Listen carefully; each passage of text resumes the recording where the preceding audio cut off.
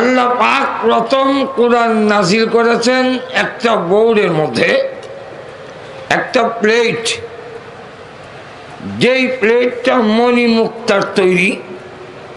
প্লেটটা হলো পৃথিবীর সমান বড়। এই প্লেটটার নাম হলো লৌহে মাহফুজ।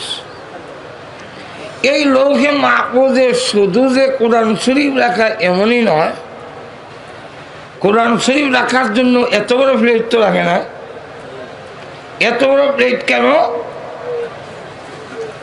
এর কারণ হইল কিয়ামত পর্যন্ত যত মানুষ পৃথিবীতে আসবে প্রত্যেকের ছবি সেই বোর্ডের মধ্যে লটকানো আছে।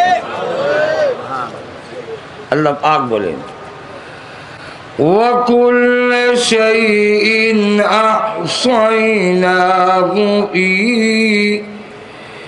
إِمَامٍ مُبِينٍ ইমামিন মুবিন আই কিতাবিন মুবিন। লৌহে মাহফুজের মধ্যে আল্লাহ সব সংরক্ষিত করে রেখেছেন। কোন গাছের পাতাটা কখন ঝরে পড়বে, কোন মাটির নিচে কোন দানাটা কখন কোন বীজ রোপণ করা হবে, সেটা লৌহে মাহফুজের মধ্যে লিপিবদ্ধ। বুখারী শরীফে উল্লেখ করা হয়েছে, সন্তান তৈরি করার উপকরণ যাকে কোরআনের ভাষায় বলা হয় নুতফা, বাংলা নাম করলাম না, লজ্জা হয়। মাইক হচ্ছে মাইক, ইন্টারন্যাশনাল মাইক। জিন্দগিতে এরকম মাইক খুব কমে গেছে। যাক, ভাগ্যগুণ আজকে হইলাম।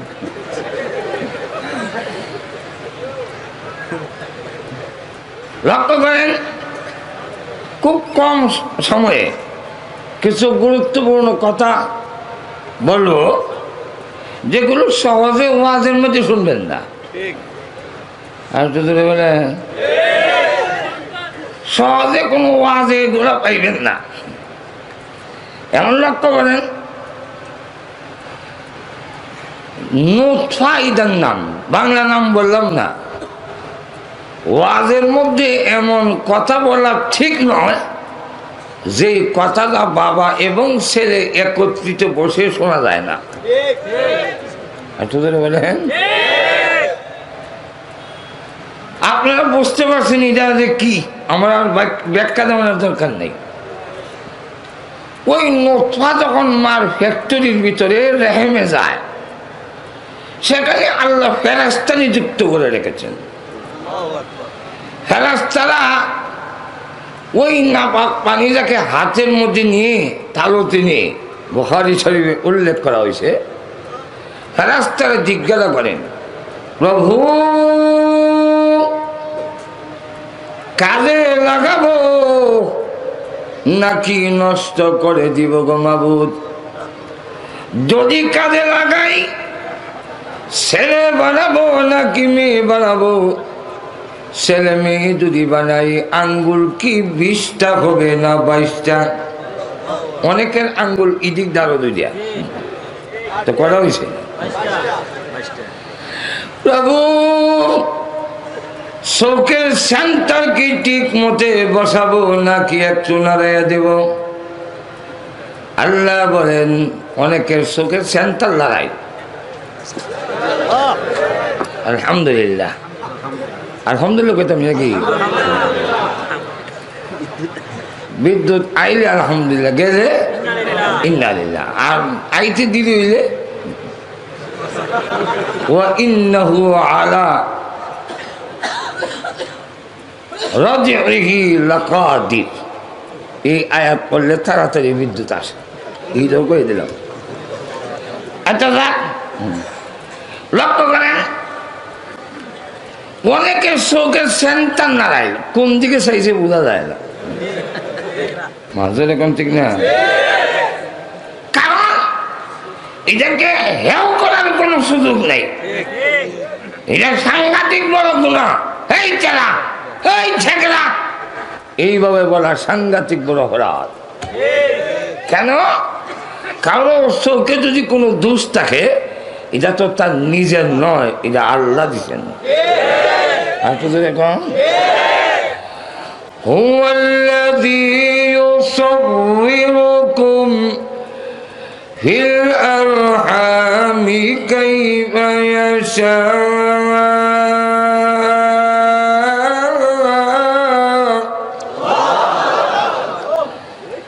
আল্লাহ বলেন আমার যেমন ইচ্ছা এই ইচ্ছায় মানুষ বানাইছে, এখানে কারো কোনো হাত নাই। যেখানে আছে যদি হাত থাকতো 8 বছরের প্রেসিডেন্ট আমেরিকার বারাক ওবামার ছেলে এবং মেয়ে এত কালা, এত নাক সেবা হইতো না।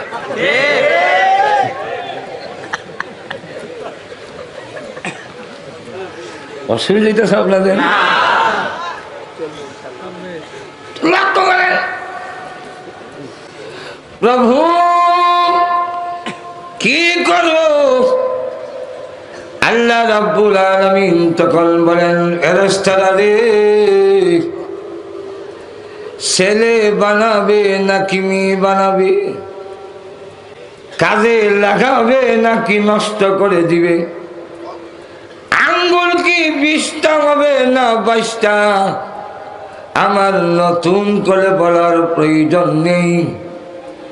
লৌহে মাহফুজ নামক বউরের দিকে তাকায় দেখো, সে মার পেটে যাওয়ার 50,000 বছর আগে আমি তার সুরত লটকায় রেখে দিয়েছি।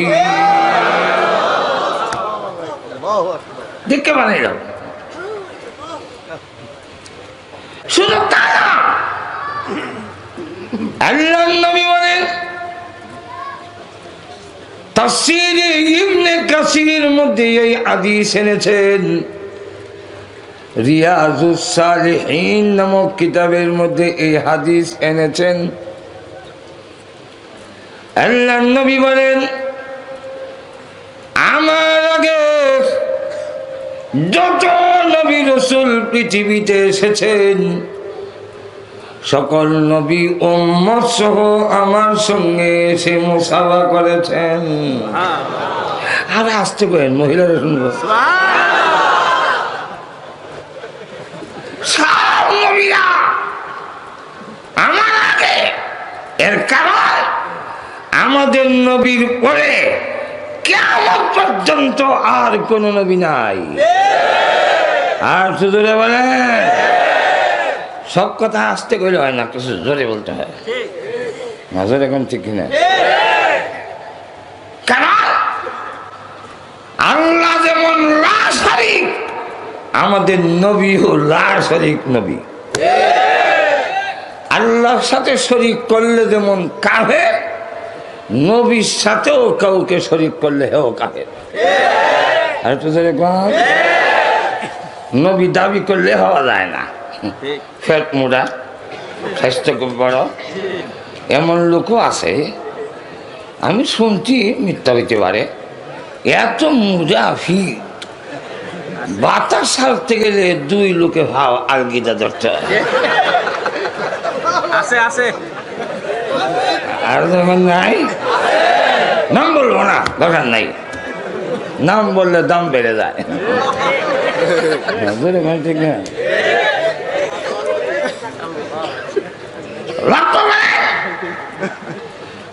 নবী হইতে গেলে কিছু কোয়ালিটি লাগে।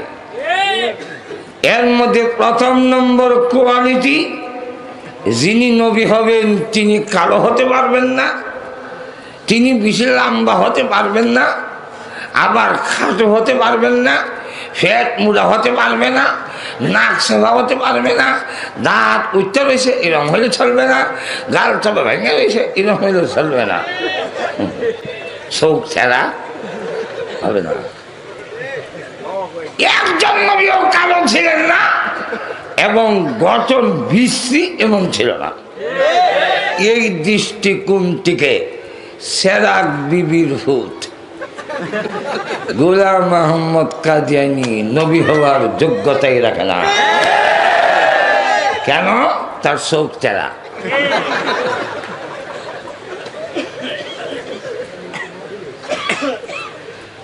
একজন নবীও কালো ছিল না। আমাদের নবী ছিল বিশ্ব সুন্দর, এর থেকে সুন্দর পৃথিবীতে আল্লাহ কাউকে বানান নাই। হালিমাতুস সাদিয়া বলেন, আমিনা 5 বছর তোমার ছেলে মুহাম্মদ লালন পালন করেছি। আমিনা গো, এমন সুন্দর ছেলে আমার জিন্দেগিতে কোনোদিন দেখি নাই। আমিনা বলেন, হালিমা তুমি গ্রামে থাকো আর আমি আমরা শহরে থাকি। আমার জিন্দেগিতে আমি কোনোদিন আমার ছেলের চাইতে সুন্দর ছেলে দেখি নাই। জিবরাইল আসছে, আয়সা বলে আমি না মা হতে পারো। ও হালিমা, দুধ মা হতে পারো, ছেলে সম্পর্কে কোনো আন্দাজ নাই। এই আন্দাজই কইও না। কয়টা রাষ্ট্র খবর করছে, বয়স কতই গো? আমরা দেশে দেখবেন গজল গায়, হৃদয়েতে কাবা নয়নে মদিনা, ছেড়ে দে রে ছেড়ে দে রে নৌকা মাঝি যাব মদিনা। হৃদয়েতে কাবা, হৃদয় এলো কাবা, নয়নে মদিনা, সৌভ মদিনা, ছেড়ে দে রে নৌকা মাঝি যাব মদিনা। এ নৌকা তো যাইতো গো, মদিনা তো সৌভ যাইতো গো। এগুলো যাওয়ার কোনো কথা না।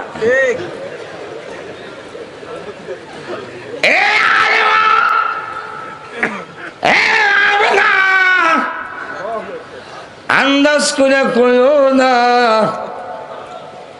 কয়টা রাষ্ট্র সফর করছো? মক্কার ইয়াসরিব, হালিমা মক্কার তায়েফ ছাড়া আর কোন রাষ্ট্রে গেছো? একজন লোক কয়, জীবনে কম গেছি না, অনেক সফর করছি। বলে কই গেছ? বুঝলে আমি মাধবদী পর্যন্ত জীবনে 3 বার গেছি।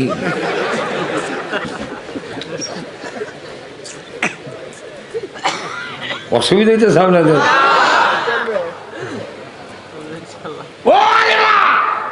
বয়স কত হবে?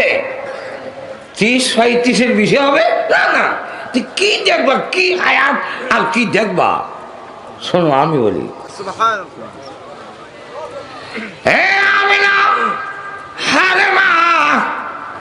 আমার জন্ম হয়েছে আজ থেকে লক্ষ লক্ষ বছর আগে। তাম পৃথিবী প্রতি মিনিটে আমি একবার চক্কর লাগাই।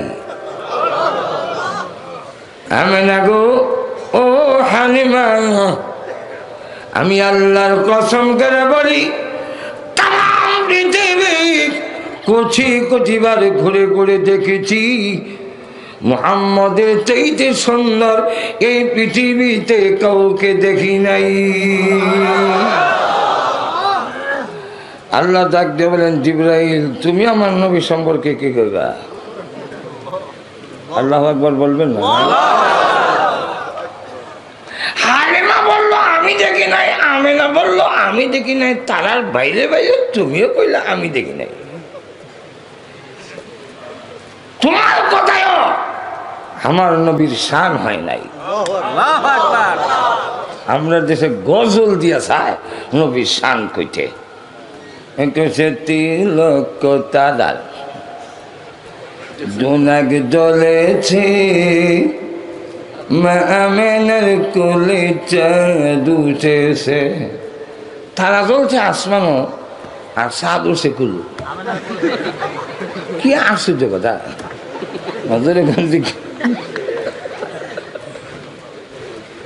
কিতাবে দেখে আমার কয়, এক বক্তা দিকে কিতাব খুলে দেখুন, হে খুলতো না, হে পড়লে তো খুলতো।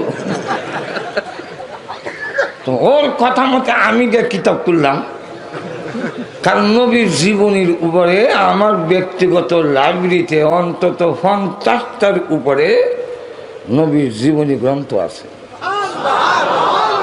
তা আমি গিয়ে উল্টাইলাম কিতাব মাওয়াহিবুল লুদুনিয়া। উল্টাই গিয়া দেখি আমেনা বলেন, আমার ছেলে যেদিন পৃথিবীতে আসলো এদিন অসংখ্য অগণিত তারকা আকাশে নয় আমার ঘরের এত কাছে এসেছিল, আমি ইচ্ছা করলে হাত দিয়া ধরতে পারতাম। এটা হলো নবীর শান। আর আকাশে তারকা কুলে উঠছে গিল। আমার এক ছেলে জন্ম হয়েছে রাত 2টা 20-এ, বাড়িয়ে গেছে লাখ লাখ টাকা বলতেছে। তো নবী যেদিন আইলো এদিনও তারা ধরলো, আমার ছেলেও যেদিন আইলো তারা ধরলো, তো নবীর কি হইল? পৃথিবীতে কারো জন্মের সময় তারকা পৃথিবীর কাছে আসে না। রাইসুল মুহাসসিরিন আব্দুল্লাহ ইবনে আব্বাস তিনি বলেন, প্রথম আকাশে আল্লাহ নূরের রশ্মি দিয়া তারকাগুলো ঝুলাইয়া রাখছেন। তো রসুল যেদিন পৃথিবীতে আসলো আল্লাহ রশ্মিগুলো লম্বা করে নবীর ঘরের কাছে যায়। কারো জন্মের সময় তারকা আসে না, আসবেও না, একমাত্র আমাদের নবী।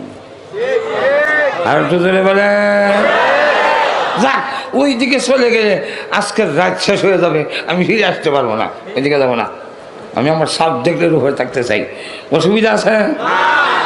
যাক, তো আল্লাহ বলেন তুমি কি বললে? হে জিবরাইল, আমার নবীর সুন্দরের প্রশংসা আমি করি, তুমি শোনো, তাদেরকে শোনাইয়া দাও। জিবরাইল, পৃথিবীতে যত মাখলুক আছে আমি সব বানাইছি। আমি আমার ইজ্জত, আমার জাতের কসম করে বলি, মুহাম্মদের চাইতে সুন্দর পৃথিবীতে আমি আল্লাহ কাউকে বানাই নাই। এটা হলো সুন্দরের প্রশংসা। জোরে কোন ঠিক কিনা? যাক, সুন্দর হইতে হবে, মনে আছে তো আপনারা? 2 নম্বর, কেউ যদি কয় আমি নবী, এটা আপনি কি মাস্টার ডিগ্রি পাস, লন্ডন থেকে পিএইচডি নিয়েছি, আমি নবী না হইলে নবী কেউ তো।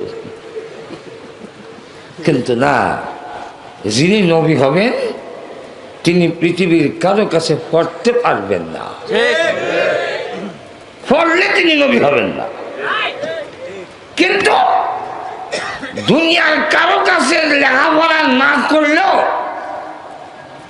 আল্লাহ নবী পড়েনও নাই, লেখানো নাই। অসুবিধা হইতেছে? শেষ করে দেবো নাকি? তাহলে লক্ষ্য করেন, রসুল পড়েনও নাই, লেখানো নাই। আদম আলাইহিস সালাম থেকে আমাদের নবী পর্যন্ত কোন নবী কারো কাছে পড়েন নাই।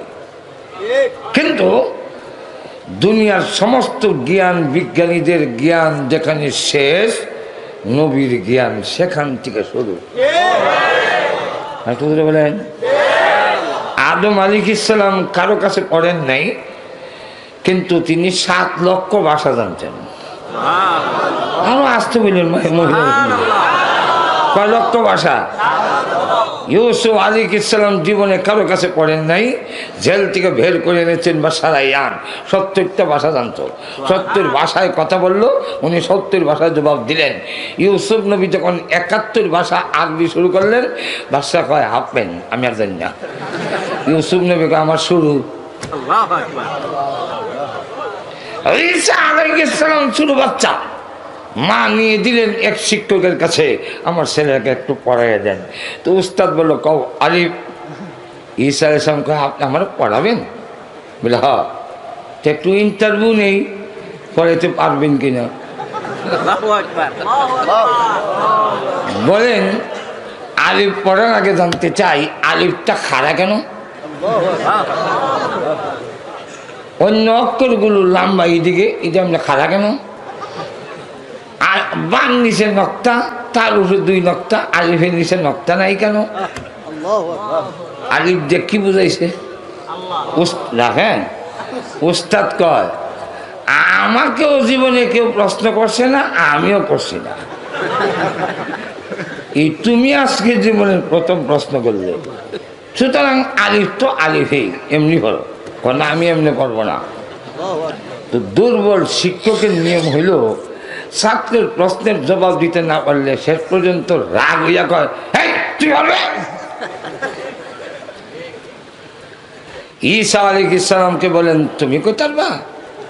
ঈসা আলাইহিস সালাম কয় আমি একটা না অনেকটা কারণ কইতে পারবো। তো বলো এইভাবে না, আপনি আমার জায়গায় আসেন আর আপনার জায়গায় আমারে বসান, ছাত্র হন। বাধ্য হইয়া ঈসা আলাইহিস সালামকে আসনে বসাইলো ছোট বাচ্চা, আর শিক্ষক সামনে গেল, এইবার প্রশ্ন করেন, বলেন আলিফটা কি বুঝাইছে? উনি বললেন, প্রথম থেকে শুরু করলেন অনেক ব্যাখ্যা, এর মধ্যে একটা হলো ওয়াহদানিয়ত, আল্লাহর একত্ববাদ বুঝাইছে। আলিফ খাড়া থেকে বুঝাইছে আল্লাহর কোনো শরীক না। তখন শিক্ষক কয়, তোমার ফারামুদুরের কথা দুটা জাতিরে তুমি হলাইতার বাবা, মাফ পাই। আমাদের নবীর কাছে আসেন, মানুষে মনে করে মোল্লারা কি জানে। আমরা বলতে চাই সনদের সার্টিফিকেট দিয়ে দিল, পারবে কিছু? আমরা চ্যালেঞ্জ করলাম, আমরা যা জানি কিয়ামতের আগে আপনারা ইউনিভার্সিটি ওইটার জবাব দিতে পারবেন না। দুইটা প্রশ্ন করি, জানাই দিয়েন ঢাকা বিশ্ববিদ্যালয় পর্যন্ত। 1 নম্বর, মুরগি আগে না ডিম আগে?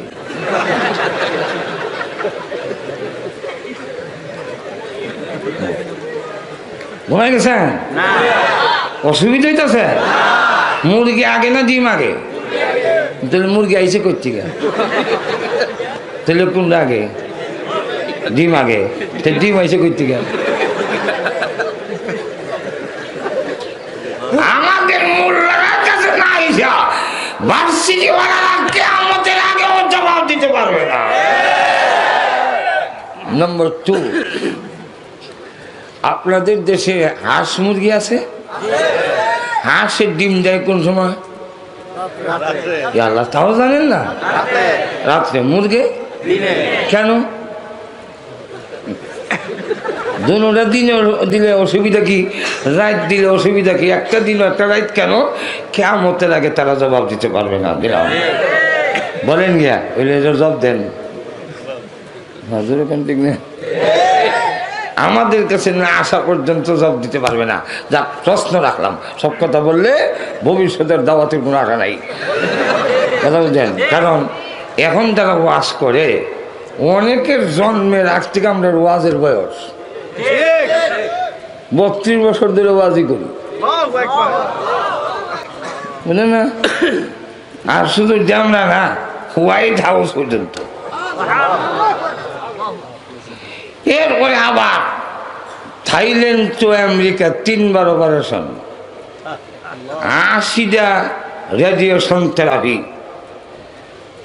10টা কেমোথেরাপি। একটা কেমোথেরাপির দাম বাংলাদেশের 15 লক্ষ টাকা। কমে গেছে মনে না ডরে গেছেন? ডাক্তাররা কোনো অবস্থায় মেনে নিতে পারে না যে আমি আবার ওয়াশ করবো। এখন শূন্য কয়ে ওয়াশ করে বক্তৃতা দেয়, চিকিৎসা শাস্ত্রে মানে না। এই লোক ওয়াশ করার কথা না। গলা 3 বার কাছে হাতারে, হ্যাঁ আবজি কাছে, হয়েছে না, বুকের মাংস নিছে, নিয়ে জোড়া লাগাইয়া তারা বলছে বেঁচে থাকলেও আপনার ব্রেনে কাজ করবে না, বেঁচে থাকলেও আপনার একটা সাইড অবশ হয়ে যাবে, বেঁচে থাকলেও চুল নখ কিচ্ছু থাকবে না, বেঁচে থাকলেও শুধু ছায়া থাকতে হবে, কথা বলতে পারবেন না। আল্লাহ আর একটু আসতে করেন, বেড়ে ধরুন না।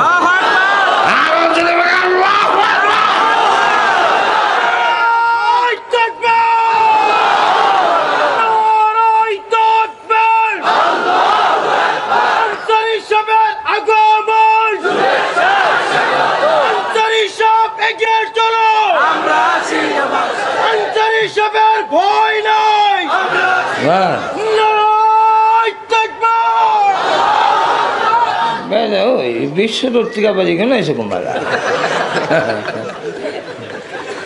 বিশ্বরোড মাদ্রাসা দিলে তো বিল দেয়। আচ্ছা যাক, অসুবিধা হচ্ছে না তো আপনারা? তো লক্ষ্য করে দেখেন, আমি যে কথা বলতে চাইছিলাম, আমাদের নবীর কথাটা বলবো আরো ধরে বলেন। এই কিছুদিন আগে এক চিকিৎসা বিজ্ঞানী মুসলমান হয়েছে। কিসের উপরে? মুসলমানে হাসি দিলে আলহামদুলিল্লাহ কয়নি, এত জোরে কন, জোরে কইবেন আলহামদুলিল্লাহ। আর যে শুনবো তার উপরে ওয়াজিব জোরে কইতে হইব ইয়ারহামুকাল্লাহ, ইয়ারহামুকাল্লাহ। তুই এক চিকিৎসা বিজ্ঞানী ইদার উপরে রিসার্চ করলো, মুসলমানে আলহামদু কই গেল। এই তোমরা ইয়াসি দিলার তো নাউজুবিল্লাহ কইটা, এই আলহামদুলিল্লাহ কেন? ও আমাদের নবী শিক্ষা দিছে, নবী তাই নাকি? বলে হ্যাঁ।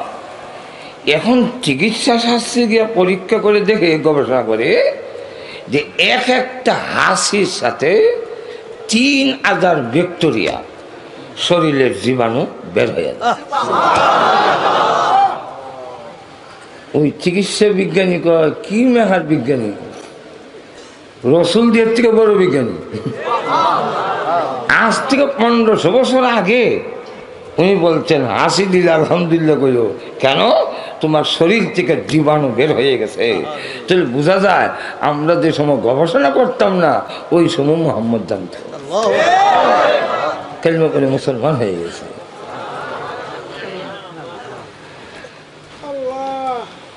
আকাশের চন্দ্রের দিকে কি কোনোদিন তাকাইছেন? আর তো জোরে বলে, চন্দ্রের মধ্যে গাছের মতো একটা কিছু দেখা যায় কি? আমার মাকে জিজ্ঞাসা করছিলাম, মা এই যে গাছ এটা কি? আমার মা বললেন, বাবা এখানে একটা গাছ আছে, আর একজন বুড়ি তাকে এখান থেকে সুতা ছাড়ে।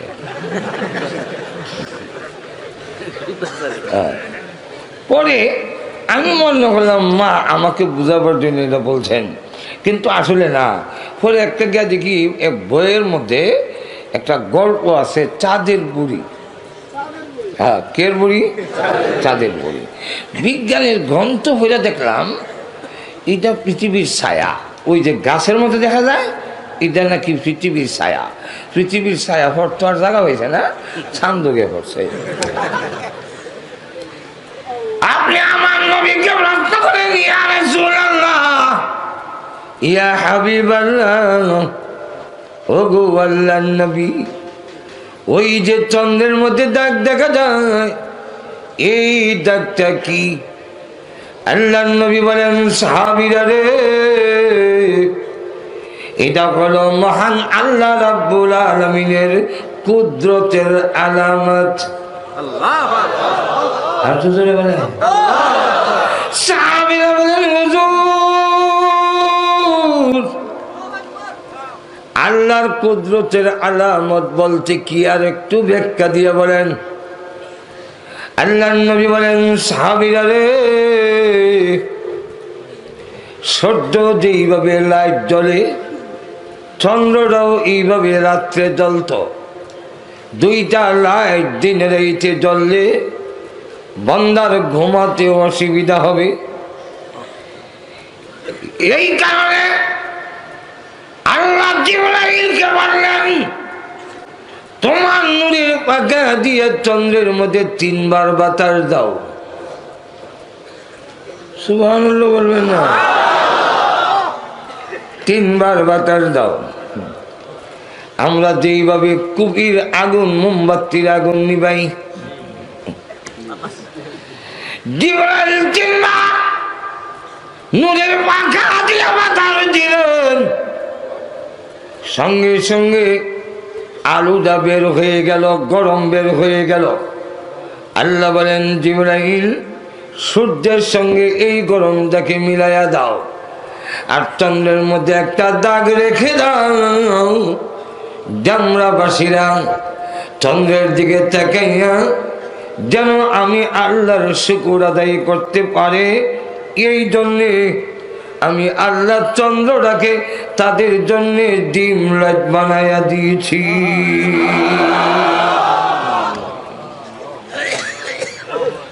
যদি না দিতাম ঘুম হইত না। এখান থেকে নবীর জ্ঞান, দুনিয়া নবীর জ্ঞান যেখানে শেষ, নবীর জ্ঞান এখান থেকে শুরু।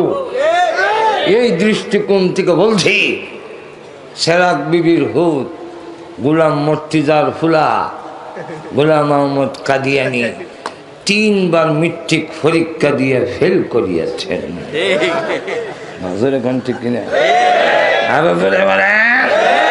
সুতরাং এই লোক নবী হতে, তাই আমরা দাবি জানাইতে চাই, সামনে আমাদের একটা হাতিয়ার আছে, যেরকম ঠিক না, ইলেকশন আসতেছে। যেরকম ঠিক না, শুধু খালি কৌমির সনদ স্বীকৃতি দিচ্ছেন, 1000 বার সালাম, 1000 শুক্রিয়া, যেরকম ঠিক না দিছেন, বালা বালা কাম করছেন, থ্যাংক ইউ। একবার ডাবল না, একবারে 100 বার থ্যাংকস, যেরকম ঠিক না। কিন্তু আরেকটা আইন আমাদের প্রাণের দাবি, যেরকম ঠিক না। এদেশের 92% জন মুসলমান, এই দেশে যে দেশের আল্লাহু আকবরের আওয়াজে সকাল সন্ধ্যা, এই দেশে জমিনে থেকে নবীকে গালি দিবে, নবীকে নিয়ে কুৎসরচনা করবে, ব্যঙ্গ করবে, আল্লাহকে নিয়ে ব্যঙ্গ করবে, তা বরদাস্ত করা হবে না।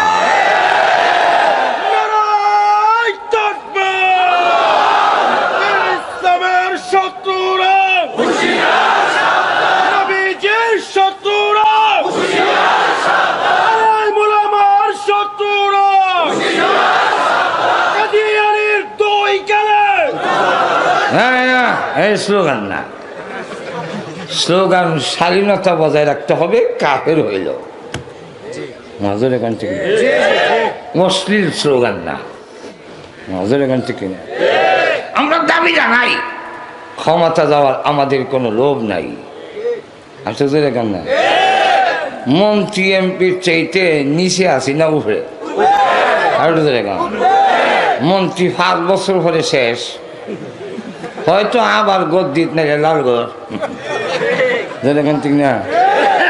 আজকের এই মাহফিলে কোনো মন্ত্রী আসতে হলে 5 লাখ টাকা আগে দিতে হবে, এরপরে আসার পরে টিউবওয়েল নাই, কালভার্ট নাই, ব্রিজ নাই, স্কুল নাই, দিতে হবে।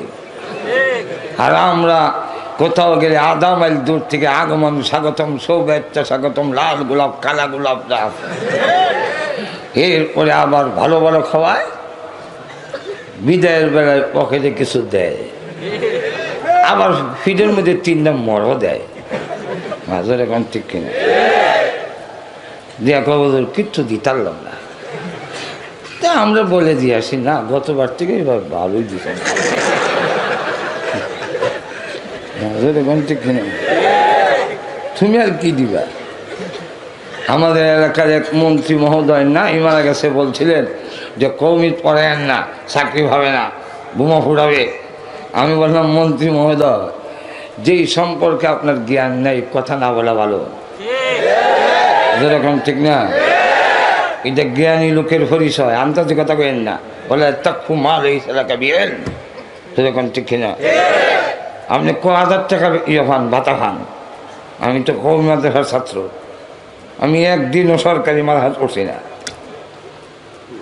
আপনি ভাতা কত পান? 50,000। আমার প্রতি মাসে আপনি যা ভাতা পান, এটা গাড়ির সুঙ্গা দিয়া, 775 দিয়া 2000 যায়, মাজুর এখন ঠিক না। কিন্তু আমরা টাকার পিছনে ঘুরি না, টাকা আমাদের পিছনে ঘুরে। আজ পর্যন্ত কোনো জায়গায় যাতায়াত ভাড়া নেই না। কেন? যাতায়াত ভাড়া যাইবার, তোমার মাহফিলে যাবার আগে মরলে টাকা দিয়ে দিব গে, তোমার টাকা তুমি লেবই তাও, মাজুর এখন ঠিক না।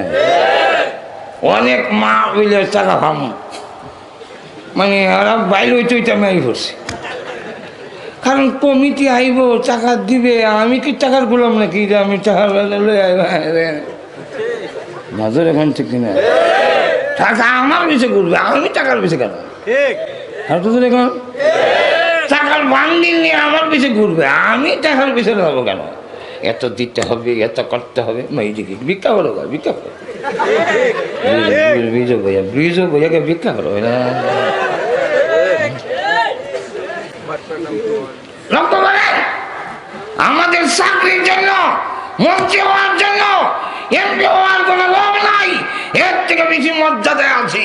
কিন্তু আমাদের কথা হইল, আপনারা এই ক্ষমতা থাকেন, কিন্তু পার্লামেন্টে আইন তৈরি করতে হবে, আল্লাহ এবং রাসূলকে গালি দিলে শাস্তি দেওয়ার আইন করতে হবে।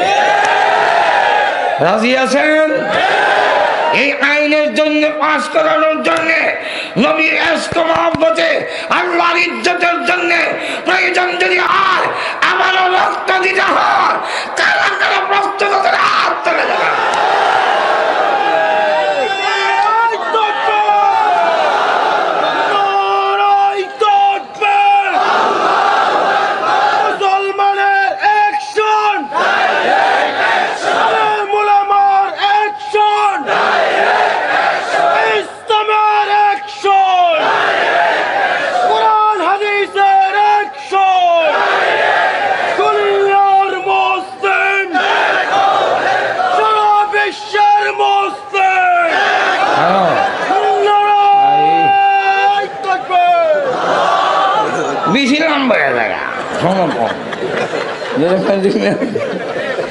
মাঝে মাঝে তকবীর দিতে হয়, নাহলে শরীর সেত উঠে না, যেরকম ঠিক না।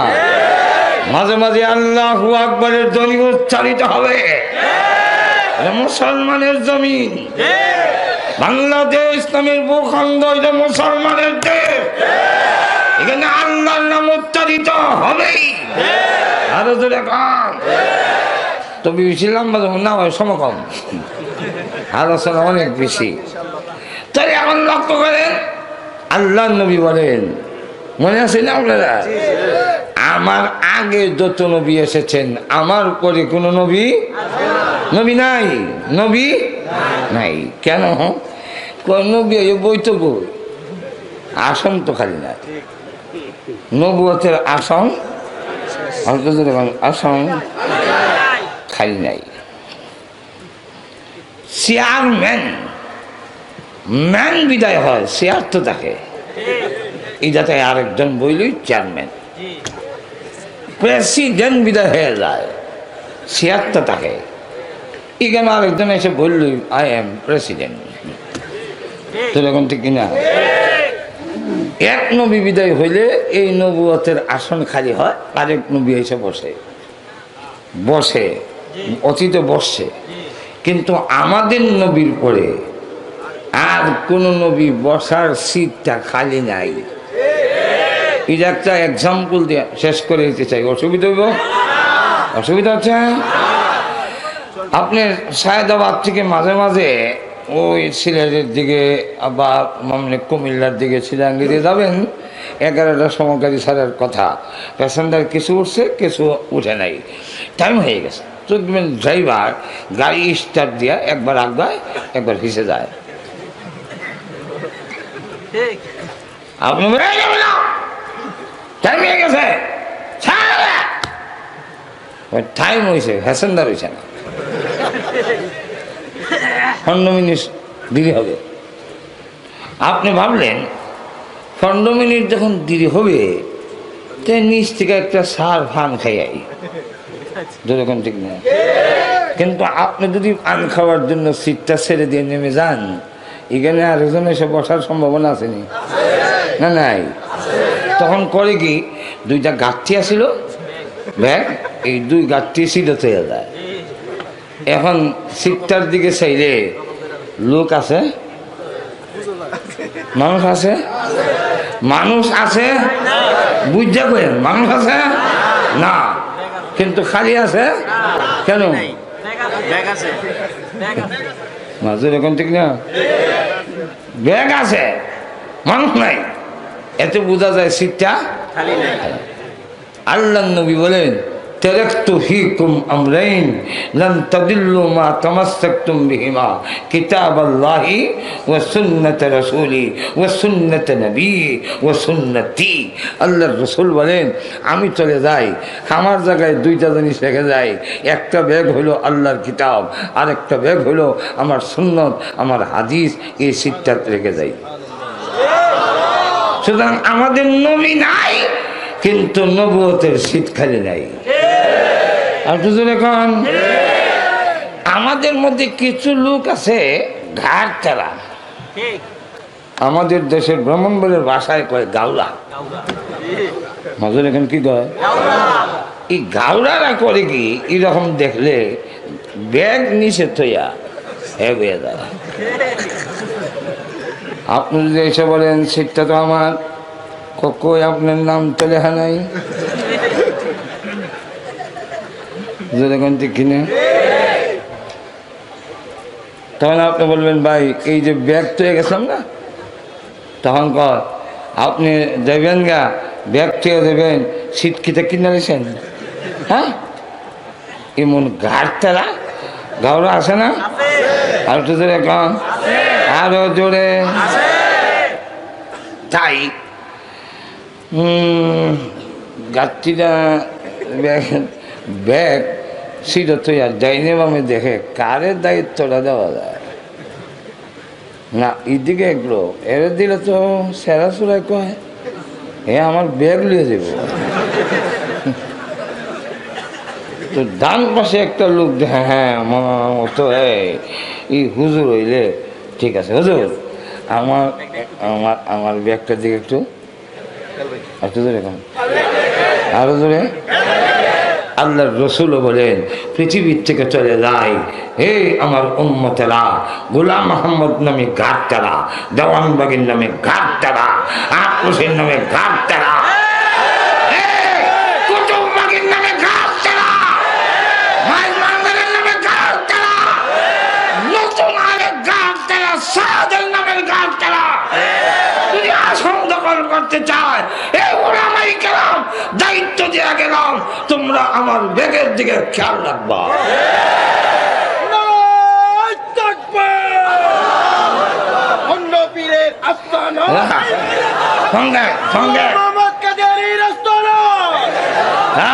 সংক্ষেপ করে পেয়েছি না, খালি না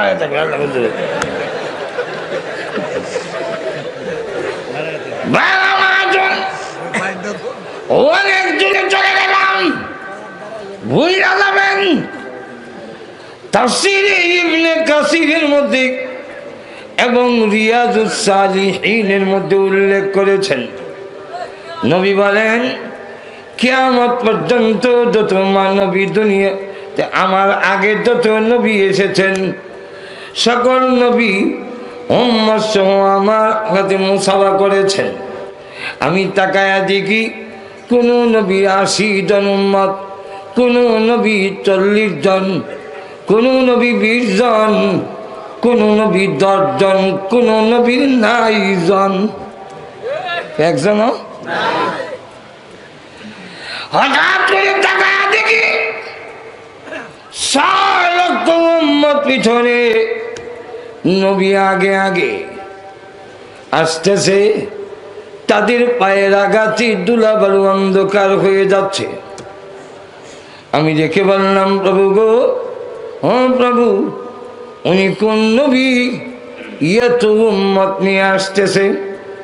আল্লাহ বলেন উনি হলেন বনি ইসরাইলের বড় পয়গম্বর মুসা আলাইহিস সালাম। ওনার উম্মতের সংখ্যা ৬ লক্ষ।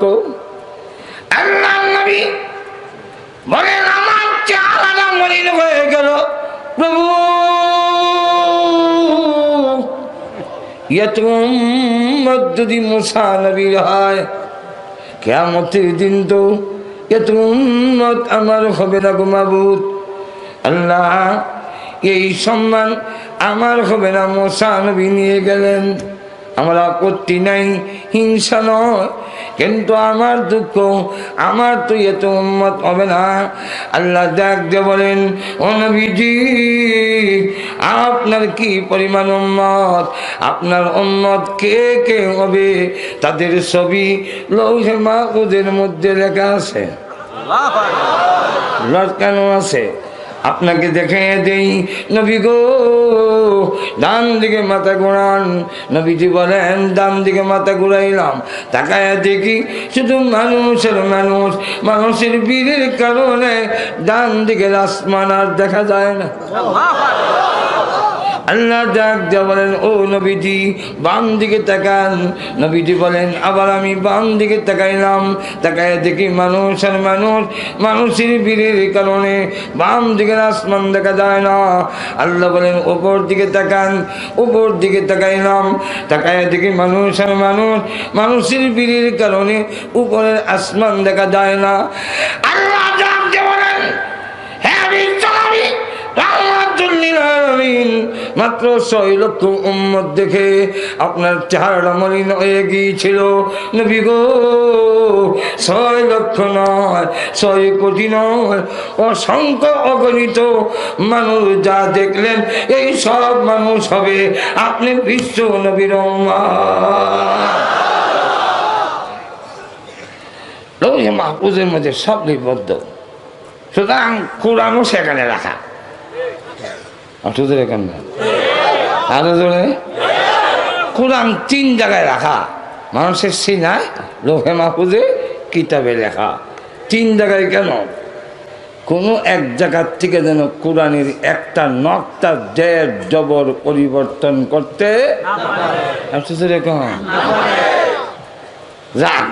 ওই লৌহে মাহফুজের মধ্যে কোরআন রাখা, যেইভাবে কোরআন সাজাইছেন, লিপিবদ্ধ যখন করছেন, যখন সাজাইলেন, তখন আল্লাহ নির্দেশ দিলেন লৌহে মাহফুজকে ফলো করে সাজাইতে হবে। আর যখন নাকি নাজিল হয়েছে তখন উল্টা পাল্টা, মানে সিরিয়াল মেনটেন করা হয় নাই। আল্লাহ পাক প্রথম নাজিল করছেন ইকরা বিসমি রাব্বিকাল্লাযী খালাক, আর সর্বশেষ নাজিল হয়েছে সূরাতুল বাকারার 281 নম্বর আয়াত। আর লৌহে মাহফুজের মধ্যে রাখা সেখানের প্রথম আয়াত আলহামদুলিল্লাহি রাব্বিল আলামিন, সর্বশেষ আয়াত মিনাল জিন্নাতি ওয়ান নাস। আল্লাহ বলেন আপনিও কিতাব লেখার সময় ওইটাকে ফলো করবেন। আর নাজিল করছি যখন যেই আয়াত, যখন যেই সূরার দরকার, এই হিসাবে। তাই নাজিলের দিক থেকে সর্বশেষ আয়াত আজকে আমার তেলাওয়াতকৃত আয়াত। এই আয়াত এত গুরুত্বপূর্ণ, ব্যক্তিগত জীবন থেকে নিয়ে রাষ্ট্রীয় জীবন পর্যন্ত, একটা পুরুষ হোক আর নারী হোক, প্রত্যেকের জীবনকে সুশৃঙ্খল করার জন্যে, প্রত্যেকের জীবনকে নিয়ন্ত্রণ করার জন্য এই একটা আয়াতই যথেষ্ট। কেমনে যথেষ্ট? এই আয়াতের মধ্যে বলছেন ওয়াত্তাকু ইয়াওমান তুরজাউনা ফীহি ইলাল্লাহ, তোমরা ওই দিনটাকে ভয় করো যে এই দিন আল্লাহর কাছে ফিরে যাবে। আমি আপনাদের কাছে জানতে চাই, আমরা সকলেই আল্লাহর কাছে কি একদিন ফিরে যাব? আমরা এখানে যারা আছি সবাই, আমাদের দেশের প্রধানমন্ত্রী, প্রেসিডেন্ট, আমেরিকার ট্রাম্প, বার্মার ওয়াং সং সচিব, ভারতের নরেন্দ্র মোদী, আরো যেরকম সকল আল্লাহর আদালতে যেতে হবে।